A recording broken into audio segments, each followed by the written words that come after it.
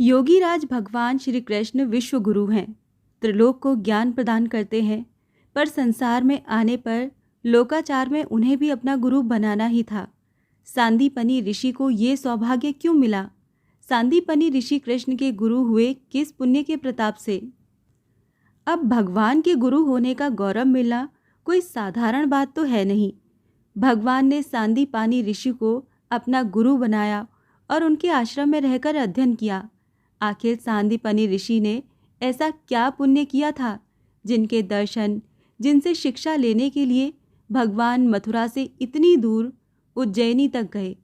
भगवान ने सांदीपनी मुनि की गुरु रूप में पूजा की। संसार के समस्त ऐश्वर्य, धन धान्य की स्वामिनी साक्षात माता लक्ष्मी जिनकी चरण सेवा करती हैं, उन भगवान ने सांदीपनी ऋषि की चरण सेवा की। संचित पुण्य कर्म ही जीव के भावी जन्मों की गति तय करते हैं। सांदीपनी के पूर्व जन्म के कर्म ही कुछ ऐसे थे कि उसका ऋण चुकाने के लिए भगवान को उनका शिष्य बनना पड़ा। कथा सांदीपनी के बाल्यकाल से शुरू होती है। किसी भी अन्य ब्राह्मण बालक की तरह सांदीपनी भी अपने गुरु के आश्रम में रहकर अध्ययन किया करते थे। सांदीपनी तपोनिष्ठ शिष्य थे। अध्ययन के कार्यों को मनोयोग से पूर्ण करते थे। गुरु पर अखंड विश्वास था। उनका अद्भुत सेवा भाव देखकर गुरु भी चकित थे कि साधारण बालक ऐसा कर्मनिष्ठ कैसे हो सकता है। गुरु को प्रतीत होता कि ये कोई साधारण बालक नहीं है। सभी विद्यार्थियों में सांदीपनी की गुरु भक्ति विशेष थी। गुरु ने सोचा कि इस बालक की परीक्षा लेकर देखा जाए तो सत्य प्रत्यक्ष हो कि आखिर ये है कौन। परीक्षा लेने का उचित अवसर गुरु तलाश रहे थे। एक दिन वो अवसर मिला। आश्रम के अन्य विद्यार्थी बाहर गए हुए थे। गुरु का बालक वहीं खेल रहा था। जब गुरु ने देखा कि अन्य विद्यार्थी आश्रम की ओर चले आ रहे हैं और बस आश्रम में प्रवेश करने को ही हैं, तो उन्होंने सांदीपनी को पुकारा। सांदीपनी गुरु सेवा में पहुंचे तो गुरु ने अपने पुत्र की ओर संकेत करते हुए कहा, सांदीपनी, मेरे पुत्र को तत्काल कुएं में फेंक दो। ये मेरा आदेश है। सांदीपनी ने गुरु के आदेश का पालन किया। बालक को उठाकर कुएं में डाल दिया। अन्य विद्यार्थी आश्रम में प्रवेश कर ही रहे थे। उन्होंने गुरु पुत्र को संकट में देखा तो दौड़ते भागते आए। कुएं का जल नज़दीक ही था। तत्काल 2 विद्यार्थी उसमें कूदे और अन्य साथियों की सहायता से बालक को सुरक्षित बाहर निकाल लाए। उसके बाद उन्होंने सांदीपनी को गुरुद्रोही समझकर खूब पिटाई की। सांदीपनी आश्रम के संगियों की मार सहते रहे, पर ये नहीं बताया कि ऐसा स्वयं गुरुजी का आदेश था। उन्हें लगा कहीं विद्यार्थी आवेश में गुरुदेव को कुछ न बोल पड़े, इसीलिए मार सहते रहे। गुरुजी दूर से छिपकर ये सब देख रहे थे।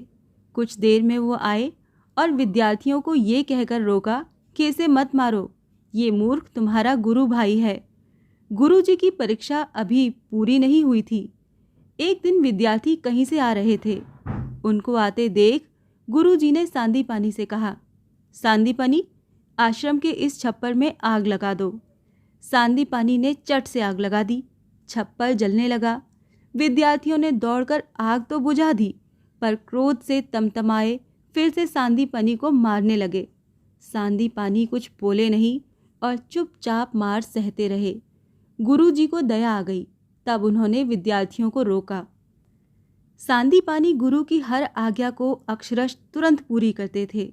जब विद्या अध्ययन समाप्त हुआ तब विद्यार्थी अपने अपने घर चले गए। उनमें से कुछ विख्यात पंडित बन गए। सांदीपनी भी अपने घर चले गए। एक दिन गुरुजी बहुत बीमार पड़ गए। उनकी बीमारी का समाचार सुनकर सारे शिष्य उनके दर्शन के लिए आए।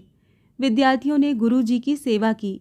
गुरु के शरीर छोड़ने का समय आया तो उन्होंने अपने शिष्यों को अपनी कुछ कुछ वस्तुएं प्रदान की। किसी को उन्होंने पंचपात्र दिया, किसी को आचमनी दे दी, किसी को अपना आसन दे दिया, किसी को माला दे दी, किसी को गोमुखी दे दी। इस प्रकार गुरुजी के पास जो भी संपत्ति शेष थी वो उन्होंने शिष्यों में बांटी। शिष्यों ने भी उन वस्तुओं को बड़े आदर से लिया कि ये गुरुजी की प्रसादी है। जब सांदीपनी गुरु के सामने आए तो गुरुजी चुप हो गए। फिर बोले, पुत्र सांदीपनी, मैं तुम्हें क्या दूं? अब तो कोई वस्तु मेरे पास शेष है ही नहीं देने को। तुम्हारी जो गुरु भक्ति है उसके समान मेरे पास कुछ नहीं है। मैं तुम्हें कुछ ऐसा प्रदान करता हूँ जिसके लिए संसार लालायित रहता है। गुरुदेव ने कहा, मैं तुम्हें आशीर्वाद देता हूँ कि पृथ्वी के कष्टों का उद्धार करने के लिए त्रिलोकीनाथ भगवान का शीघ्र ही अवतार होने वाला है।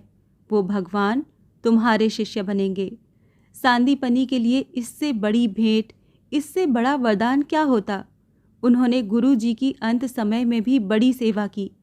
भगवान ने जब श्री कृष्ण अवतार लिया तो ऋषिवर के दिए वरदान को फलीभूत करने वो मथुरा से इतनी दूर उज्जैन स्थित सांदीपनी ऋषि के आश्रम में बलराम जी के साथ आए और इनके शिष्य बने। गुरु एवं श्रेष्ठ पुरुषों की सबसे बड़ी सेवा है उनकी आज्ञा का पालन करना। गुरु की आज्ञा पालन करने से उनकी शक्ति हमारे अंदर आ जाती है। ईश्वर पहले देखते हैं कि गुरु कैसा है, फिर देखते हैं कि शिष्य गुरु की कसौटी पर खरा उतरा क्या। यदि हाँ, तो वो ईश्वर का चहेता हो जाता है।